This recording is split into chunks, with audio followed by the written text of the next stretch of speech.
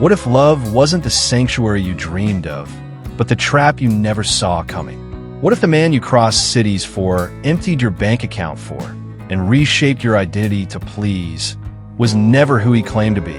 This is the haunting story of Kelly, a brilliant doctor with a heart full of light, who fell for Josh, a man whose charm hid a darkness that would consume her world. At first, it felt like fate, but slowly, love twisted into control, affection into manipulation, and devotion into danger. When love turns into war, and your soulmate becomes your shadow, how far would you go to reclaim your life? This is more than just a love story. It's a cautionary tale of trust, betrayal, and the fight for self-worth. Stay with us, because Kelly's journey will shake you, break you, and ultimately inspire you. You won't see the twist coming, and you won't forget what happens next. Hit that subscribe button, because this one is personal. Kelly was no ordinary woman. With eyes that sparkled like dawn and a presence that calmed even the most chaotic rooms, she was a force.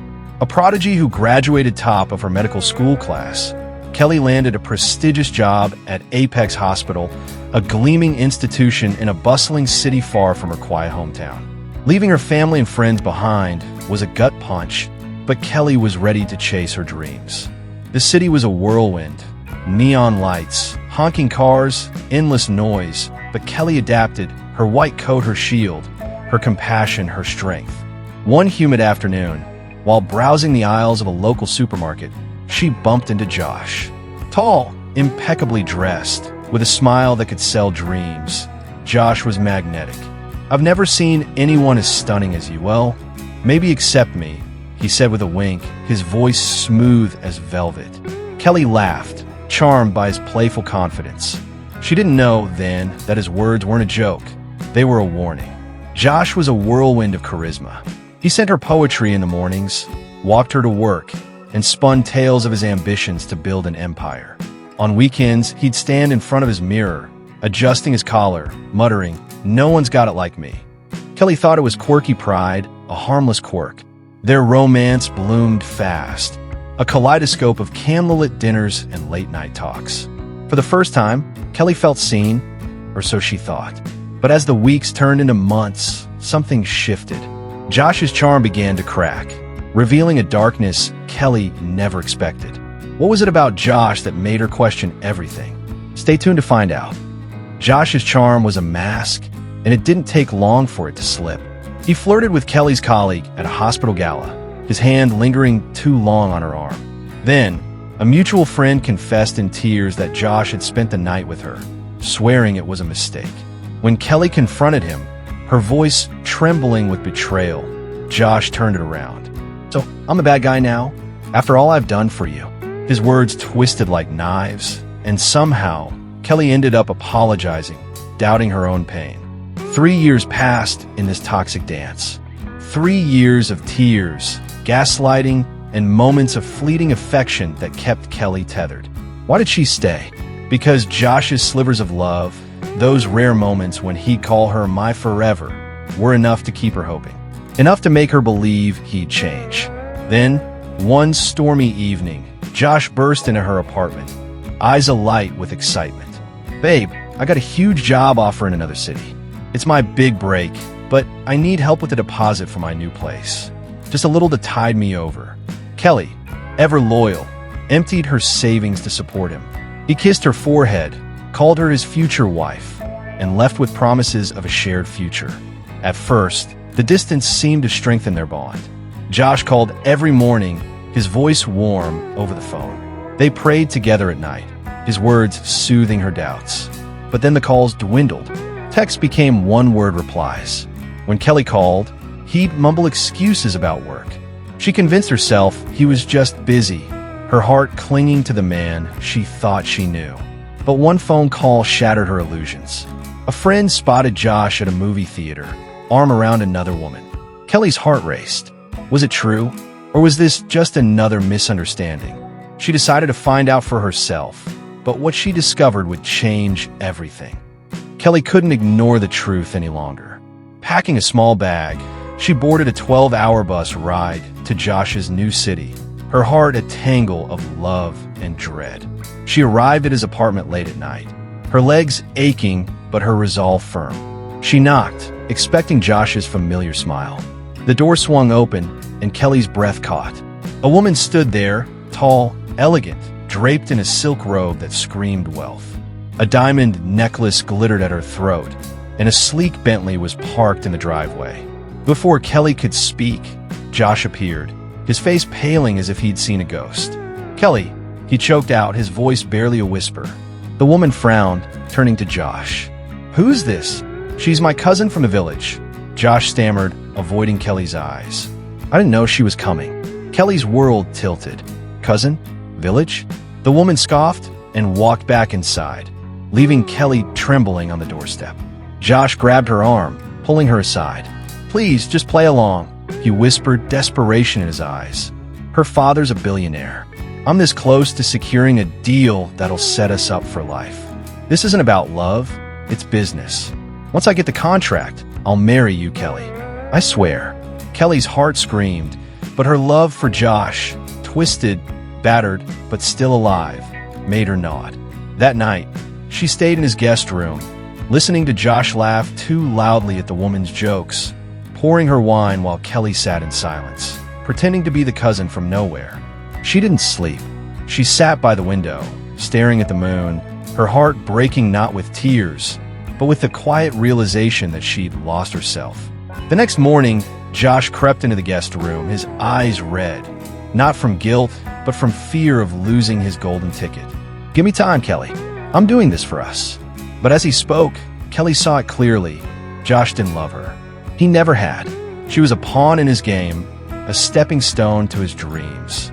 Without a word, she packed her bag and left, vowing to reclaim her dignity. But Josh wasn't done with her yet. What happens when a narcissist refuses to let go? You won't believe what he did next. Keep watching. This is where it gets terrifying. Kelly's life had become a fortress of routine. After leaving Josh's apartment, the weight of his betrayal clung to her like damp air after a storm. She returned to her city and buried herself in work at Apex Hospital, where the chaos of saving lives became her sanctuary. The fluorescent lights of the ER, the sharp scent of antiseptic, the rhythm of heart monitors, they grounded her, kept her from drowning in memories of Josh's lies. She took extra shifts, volunteered for the grueling 18-hour surgeries no one else wanted, and spent late nights poring over patient charts. Love, to her, was a ghost, a fading echo she refused to chase. But the heart has a way of stirring when you least expect it. One sweltering afternoon, the ER doors burst open, chaos erupting like a sudden storm. A man rushed in, his voice steady but urgent, holding the hand of a young woman writhing in pain. "She's having a seizure. Please, help her," he pleaded. He was tall, with deep brown eyes that held a quiet strength, his presence calming even in the midst of panic. His name was Darren, and the woman was his younger sister, Lila, his only family. Kelly sprang into action, her hands steady as she administered medication, her voice soothing as she stabilized Lila. The room quieted, the crisis averted, but Darren's gaze lingered on Kelly, gratitude and something deeper flickering in his eyes. Kelly didn't know it then, but this moment would change her life. But could she trust again after Josh's betrayal? Or would her heart stay locked away forever? The next day, Darren returned to the hospital, a cup of coffee in hand. "You saved my sister," he said, his voice warm, his smile genuine. "I don't even know how to thank you." Kelly nodded politely, her walls firmly in place. She'd heard charming words before, and they'd led her to ruin. "Just doing my job," she replied, turning back to her charts. But Darren wasn't like Josh. He didn't push or charm with flashy promises. He was steady, showing up with small gestures, second coffee the next week, a handwritten note thanking her again, a quiet invitation to grab lunch at the roadside cafe near the hospital. One evening, Kelly sat alone at the cafe, the sunset painting the sky in hues of orange and pink. She was lost in thought, stirring her tea, when Darren slid into the seat across from her. "You look like you're carrying the world," he said softly, his eyes searching hers. Kelly froze, surprised by his honesty. For the first time in months, she didn't run. They talked about the stars, about the weight of responsibility, about the dreams they'd buried under life's demands. Darren spoke of his sister, how he'd raised her after their parents died, how her seizures were a constant shadow. Kelly found herself opening up, sharing stories of her childhood, her love for medicine, and, hesitantly, the scars Josh had left on her heart. Darren listened, not with pity, but with understanding. "You're stronger than you know," he told her, his hand brushing hers. Kelly's heart fluttered, a feeling she thought she'd lost forever. But could she trust it? Could she trust him? Weeks turned into months, and Darren's presence became a quiet anchor. He didn't just love her, he honored her. He posted photos of them on social media, captioning them, "My queen, my home." He introduced her to his family. His mother, a warm woman with a laugh like sunlight, hugged Kelly like a daughter. His sister Lila, now recovering, called her sister-in-law with a playful grin. For the first time, Kelly felt chosen, not hidden or diminished. Darren held her hand in public, planned quiet dates under the stars, and never once made her feel like she was competing for his affection. But healing isn't linear. Some nights, Kelly would wake in a cold sweat, Josh's voice echoing in her dreams. "You're nothing without me." She'd stare at her reflection, wondering if she could ever fully escape him. Darren sensed her hesitation, her guarded heart. "I'm not going anywhere," he'd say, his voice steady as stone. "You set the pace, Kelly. I'll wait." Just when Kelly thought she'd found peace, a shadow from her past crept back. One night, during a grueling night shift, she glanced up from her patient charts and froze. There, in the hospital hallway, stood Josh, his eyes locked on her, a smirk curling his lips. "You're still mine," he said, his voice low and venomous. Why was he back? And what did he want? Don't click away. The truth will shake you to your core. Kelly's heart pounded like a war drum. Josh's presence was a violation, a crack in the fragile peace she'd built. He stepped closer, his polished shoes clicking on the linoleum, his cologne sharp and familiar. "You're dating Darren," he said, his voice dripping with contempt. "My worst enemy. You think I'll let that happen? You were supposed to wait for me, Kelly." Her stomach churned. "You're engaged, Josh," she shot back, her voice steady despite the tremor in her hands. "To a billionaire's daughter. I hear she's pregnant. Go home to her and leave me alone." Josh's face twisted, his charm replaced by something darker. "You think you're better than her? 3 years with you, and what? Not even a pregnancy. She's giving me what you never could." His words were a blade, slicing into Kelly's deepest insecurities. Rage surged through her, and before she could stop herself, her hand flew, landing a sharp slap across his cheek. The sound echoed, drawing gasps from nearby nurses. Josh stumbled, his hand to his face, eyes blazing with wounded pride. "You'll regret that," he hissed. Before Kelly could respond, a familiar voice cut through the tension. "Kelly!" Darren stormed down the hallway, his face a storm of fury. He'd come to pick her up from her shift and witnessed the confrontation. Without a word, he swung, his fist connecting with Josh's jaw. Josh crumpled to the floor, blood trickling from his lip. Security rushed in, pulling Darren back as Josh was dragged away, shouting threats that chilled Kelly's blood. That night, Kelly sat in her apartment, the lights off, her knees pulled to her chest. Josh's words replayed in her mind, each one a reminder of the years she'd spent doubting herself. But Darren's voice broke through, soft and steady as he sat beside her. "You don't owe him anything," he said. "You're not his. You never were." Kelly leaned into him, tears falling, not from pain, but from the relief of being seen. But Josh wasn't done. Days later, Kelly noticed a new neighbor moving into the house across the street. Her heart sank when she saw him. Josh, unloading boxes with that same smug grin. He'd followed her, planting himself in her world like a weed. At first, it was subtle, glances from his balcony as she left for work, his silhouette lingering in the morning mist. Then it escalated. He'd time her departures, standing shirtless on his porch, comb in hand, watching her like a predator.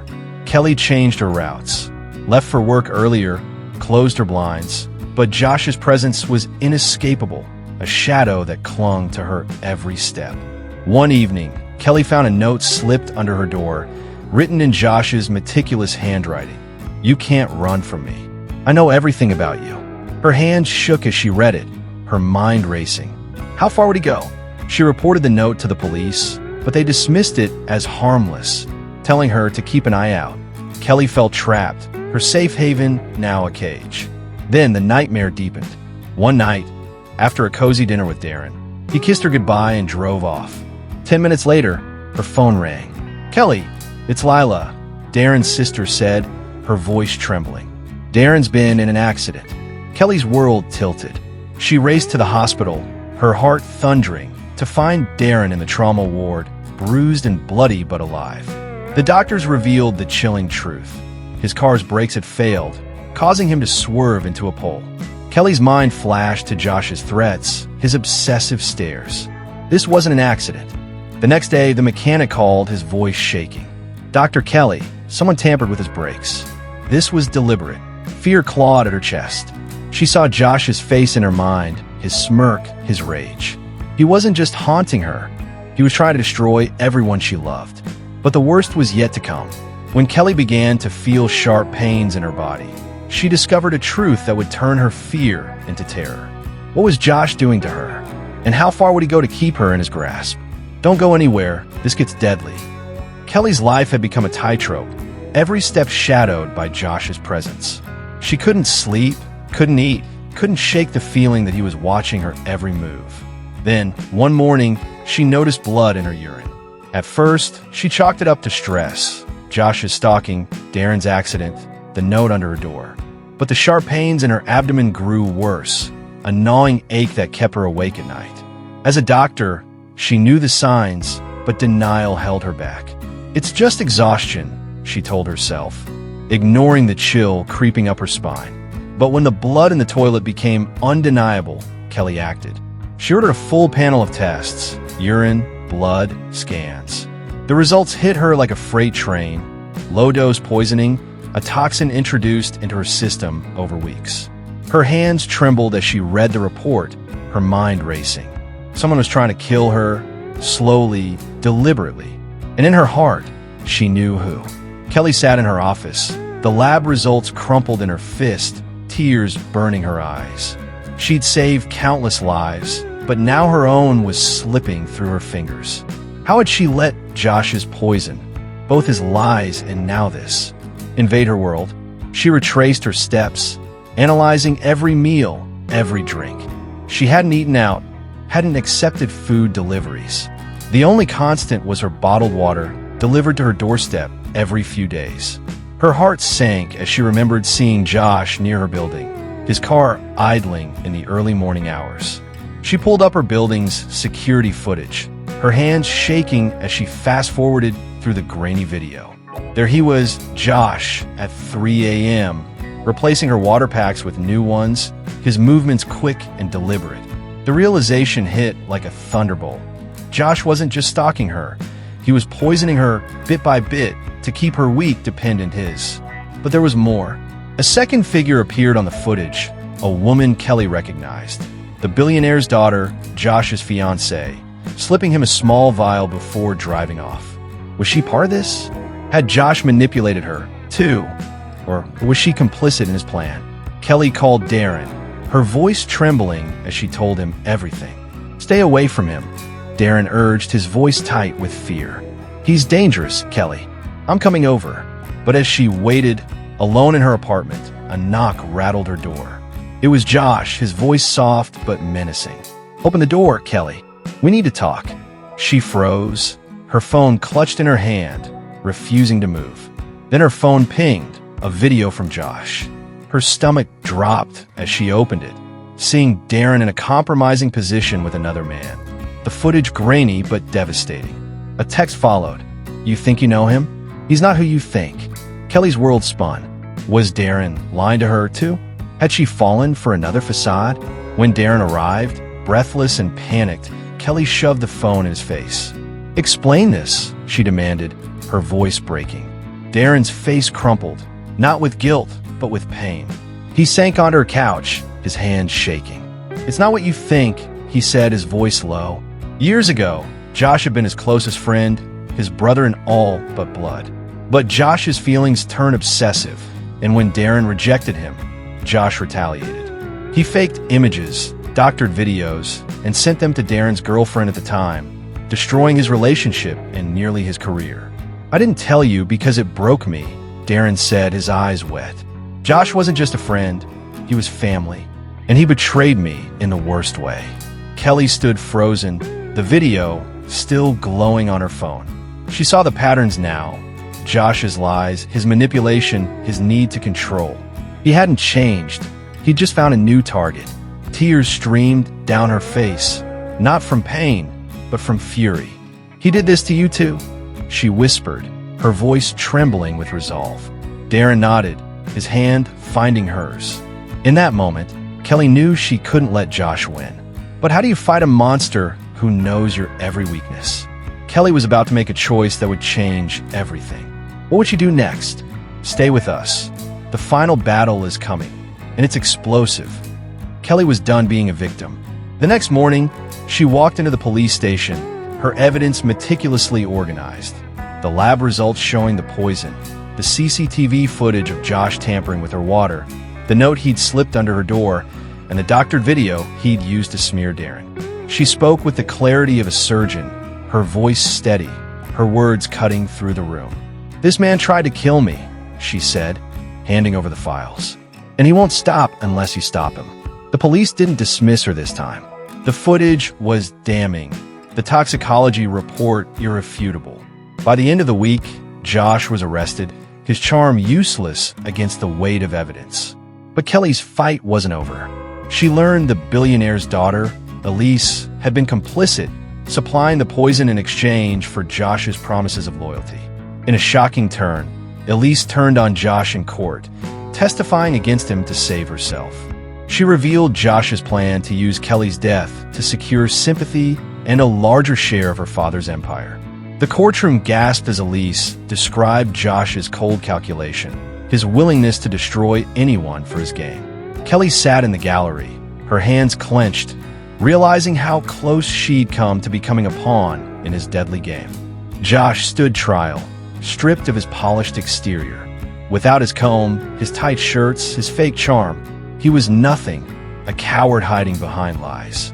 The judge denied him bail, and Elise's father, humiliated by the scandal, withdrew all contracts Josh had pinned his dreams on.